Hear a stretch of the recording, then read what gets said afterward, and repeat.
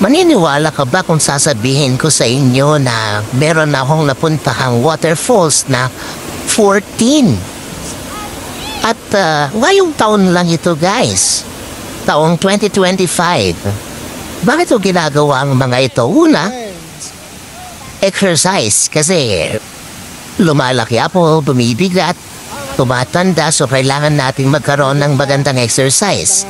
So ito yung pamamaraan ko guys. So hahanapin ko sila exercise ito kasi trekking, mahahabang lakaran, so yung ganon. Pangalawa ay nagbablog ako. Kaya sana naman, Lolo Mets, baka naman, paparalin mo naman ako, Lolo Mets. Pangatlo, ay yung beauty. Ang gaganda kasi nila guys, nakakatanggal ng stress ito guys. Mind you, very beautiful ang mga waterfalls, kaya hinahanap ko sila, nakakatanggal sila ng stress. Pang-apat, yung memories guys.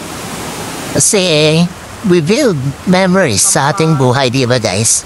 And then lastly, which is hindi kayo maniniwala at karamihan hindi naniniwala, to hide the pain. I seldom talk about my pain. Pero there's a reason behind na madalas ay wala ako sa Manila at hinahanap ko ang mga waterfalls. One of that is that yung panlima, which is yung to hide the pain. Yung iba hindi nila alam ito pero I'm just sharing it. So, ito yung 5 compelling reason ko kung bakit ako naghahanap ng mga waterfalls. Grabe. Ang saya dito guys, kaya hinahanap ko sila guys. Napakaganda kasi tignan nyo naman. Biruin nyo, 14 waterfalls in just 4 months. Sa taong ito guys grabe yung fit na yon guys. Na-experience ko na yon. 14 waterfalls. At of course, may mga kanya-kanyang mga ganda sila guys. Promise, iba-iba sila.